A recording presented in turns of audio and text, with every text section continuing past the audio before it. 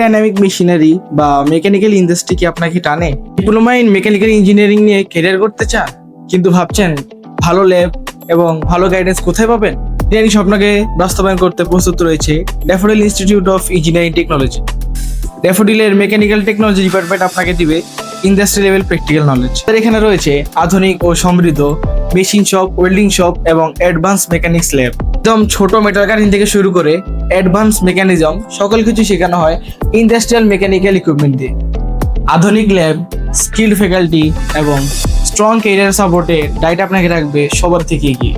So take the challenge, জয়ের die.